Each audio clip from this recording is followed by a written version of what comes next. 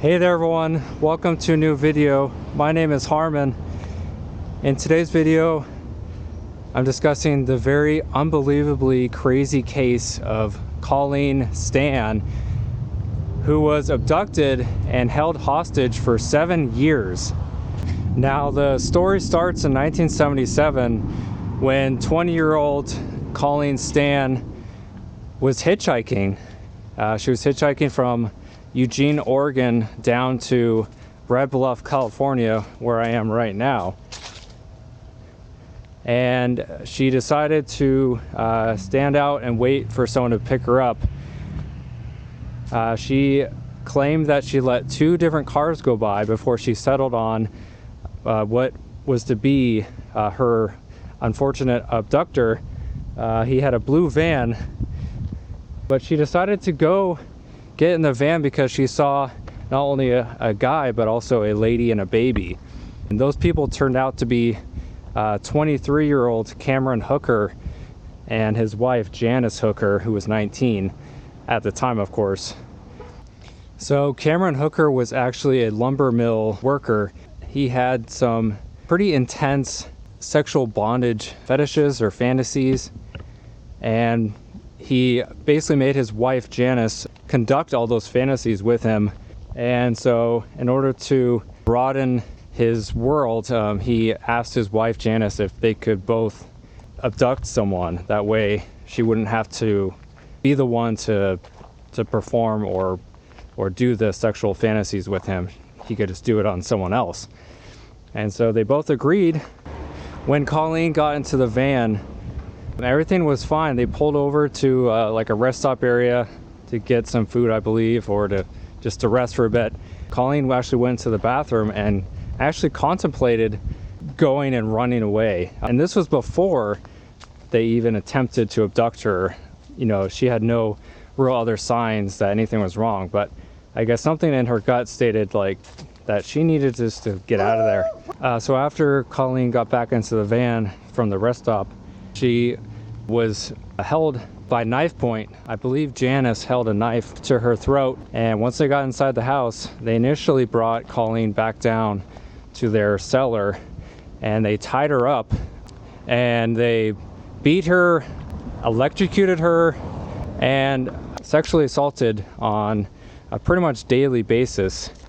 But again, she was moved from like the cellar area to underneath Cameron and Janice's bed, stuck there pretty much all day, every day. And she apparently ate only like little scraps of food that they would give her. And again, it got upwards of like 100 degrees inside that box. Once Colleen had been kept in captivity for a good 6 months to a year, Cameron and Janice made her sign a slave agreement, basically stating that she was turning her life over to them and that she would be their slave permanently. But anyway, guys, the house where all that happened is right here. This is 1140 Oak Street. This is where it happened.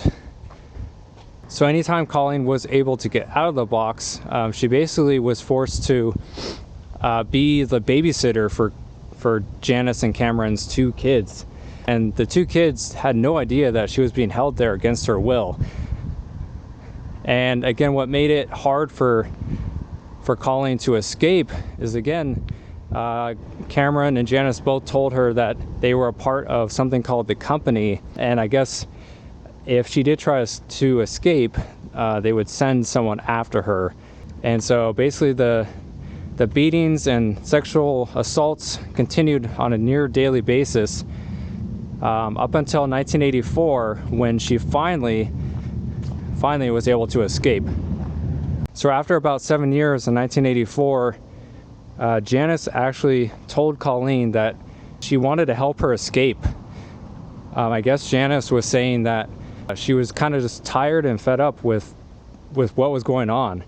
And so she actually called the police and turned her husband Cameron into the police. And so Colleen was able to be rescued and get out of there. And so at trial, Janice actually testified against Cameron, and she received, I guess, a full immunity.